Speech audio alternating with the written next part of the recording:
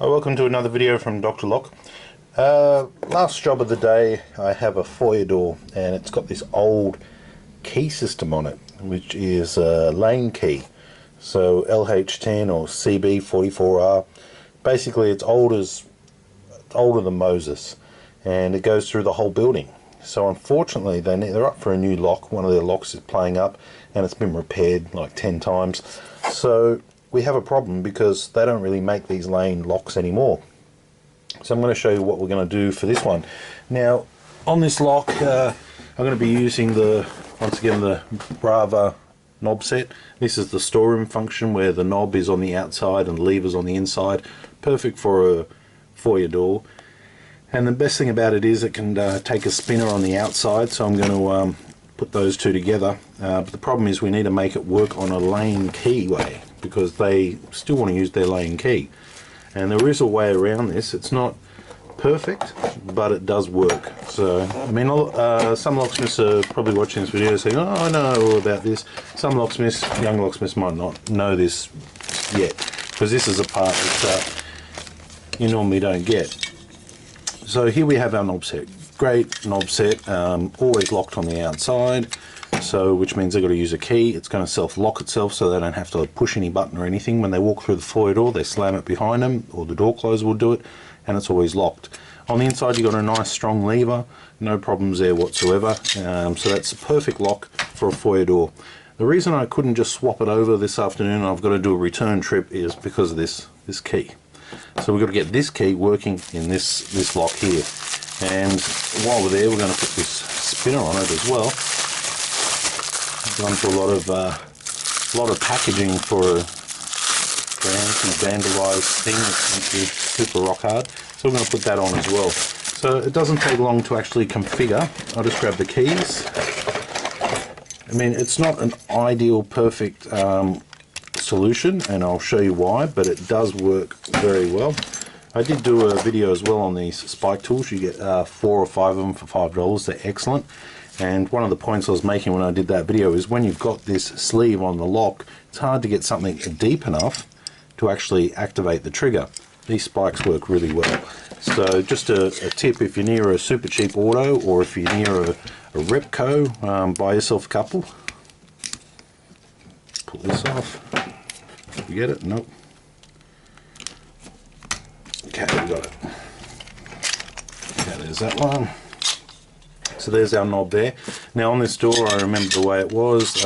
We want it keyway up that way. It's always good to have your keyway in the right direction. It just means if people jam the wrong key in there and springs start failing, the lock may still be able to work for some degree. Let's grab my little flat blade screwdriver.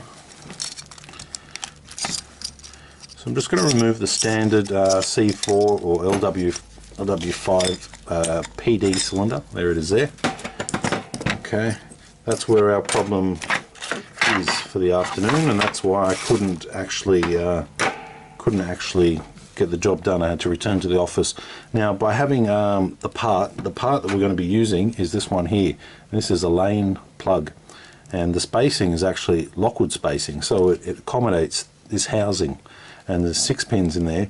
The only problem is, but it's not lane spacing. So this is what I'm saying about it not being exactly perfect. When you go one over the top, you'll see that they're not lining up. So I'm going to put on my butcher's apron, and I'm going to give it a bit of tolerance. Because it being a foyer door, it has to work, and everyone's going to have differently cut keys and things like that. So it's not great, but it will work, and it's about the only option I have to put a decent lock on the door at this stage, rather than trying to repair a 30-year-old lock that's falling apart and has multiple faults. Another thing is this little tool here. You might have seen them, you might not. I use mine whenever I can find it. So you just simply slip that over the back, and most of the time it works. You push it down, you rotate it. I mean, to be honest with you, I've got one, but I don't use it every day. I just use a little pick in there because it's harder to find it, and I can just pick a screwdriver or a spike and just do it that way. But if you've got one, you use it. If you can use it, if it fits. Okay, so there's our little collar off. Take out our little pin. Okay, use our keys now. Now, somebody commented last time saying, "Oh, I'm glad to see I knurl the cylinders as well," you know, and somebody else knurls it. On this one, I'm going to have to knurl it. I'm actually going to be keying up. If you can see this, I'm probably going to be keying up, not in the valleys, but I'm going to be keying up on the ramps, which is extremely undesirable. My pins are not going to match my heights, and I'm going to have to file them, things like that, to get it all working. But unfortunately, there is no other option. This is an old profile. They don't really sell these locks anymore. It's impossible to keep this profile of locks in your van as well as all the others. So this is the good solution. By keeping a simple plug like this in your vehicle, you can then accomplish a job when you get one of these funny keys. Wish I had one in my van today. It would have saved me a trip. But it's the first one in probably 6 months to a year that I've needed to actually work on. So I'm just looking over the spacing there, if you can see it, and actually they do look pretty good. They do look pretty good. Let's see how we go with this.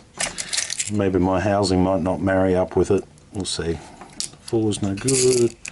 Take it down to 6. 6 is pretty good. Throw in a 4 now. Ooh, 4 now. I'll go up a little. 4, okay, 5 with a file. I'll go 4 with the knurl. Okay, then I got another 4. So I will have to give this plug some tolerance, which is understandable. It's a little bit of a butcher job, but at least the customer's key is going to be more reliable and work more often. Considering this lock is going to be used with all sorts of badly cut keys from their local person, what I might even do here is I might even, because it's not a super high security door, and it needs to work more than it needs maximum security. So I'm even going to leave out the 6th chamber there. Leaving it out, it's not desirable, but I'm doing it for the point of I want these keys to be more reliable. So I'll just grab my tweezers. Less pins makes it more reliable. One less problem. Doesn't make it more secure, doesn't make it a better job, but it will give it a little bit more reliability. Okay, well, I'm going to give it a good knurl.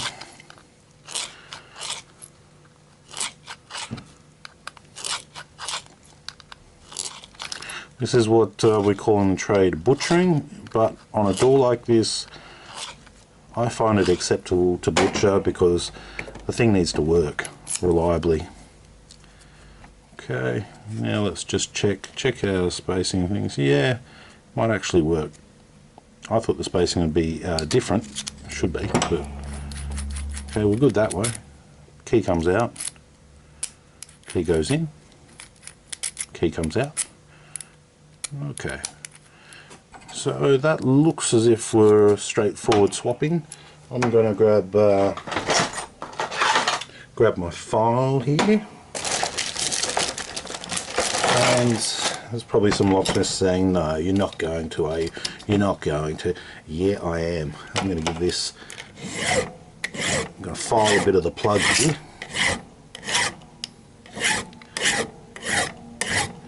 Because I've got a couple of low 4s there.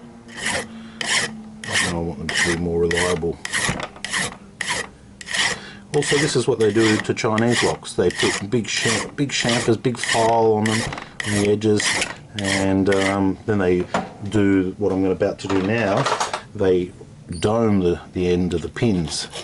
So I'll just do a little bit of doming there, and a little bit of doming this one, so it's not a completely flat surface. The more dome you put on it, the more tolerance the lock has, the more the pins can be higher or lower. Oh, we've got one that's running away there. And that one there needs a bit of a ramp on it too. Just a slight chamfer on the top. I could do this better with a little tiny Dremel tool or so, but this will get us out of trouble for now. Okay, so there we have it. There's a tissue. I don't want any of that in my lock. it up a bit. There we go. Now one thing I like to do with common area locks is I like to fill them full of graphite. I put it between the pins because it has a way of working its way up and down and being where it needs to be. I really hate it when people get locks and they start flooding graphite through all these places in here which have, you know, it's full of other stuff, full of grease. Grease and graphite don't mix, and you know, I put it in there. That's what I do. You might like my tricks, you might not like my tricks. Everybody has different ways of doing it. Okay, so there's our cylinder there. Okay, that graphite's just working its way through. Okay, that's a nice cylinder now. It's working good. I know it is a little bit butcherous, could be a little bit cleaner, but the idea is to keep this lock working for the next 20 years with multiple bad keys, not having any troubles with it. Nothing worse than keying up a lock perfectly, doing everything perfect, and then somebody comes along with a key they've got cut from their hardware, doesn't work, they call you out again and say, oh look, it's not working, it's not working. Okay, so the spacing seems okay.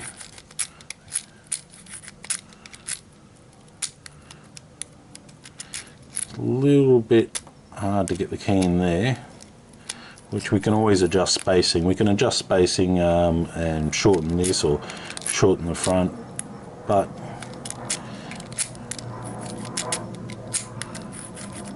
I think that's passable. And now we put it in, goes in there quite nicely. Some of the old lanes ones, like if you were putting C4 into a lanes, sometimes you actually got to enlarge in that hole. And that's a locksmith joke. How do you enlarge a little hole like that to a size like that? What type of file do you use? Use a pedophile. It's a locksmith joke. Alright, so here's our knob. Here is one here. Putting the key in, lifting up the cylinder, sliding it on, wiggling, wiggling, wiggling, wiggling. There's my hammer. It might be time to give something a little bit of a hit. Now, as I was saying before, this little point right here, it's easier to get to when you've got a nice big long spike like this. Push it down one more time. Backing off my rose, so I've got plenty of room there. Should hear a click. There we go. And I might give it just a tap with a hammer, just for good measurement. It's the wrong hammer. Okay, so there we have it. We have lanes in a 3062 Brava knob set, brand new knob set, and it's on storeroom function, so they can exit at any time. It's locked it always from the outside, and it's got the lane key in there, so everyone's happy. They're not changing keys, so it's cheaper for them. That's a really good commercial grade lock, and yeah, basically it's ready to go now. So that little tiny part, let's do latch. So that little tiny part, just having that plug on board with me today would have saved me a trip back to the office. So I think from now on I'll probably be carrying one of them with me, because you know, that could have saved me half an hour in driving. So you use my key now, turning, it's working, turning, and job done. So that's lane in a new Brava knob set. Thanks for watching.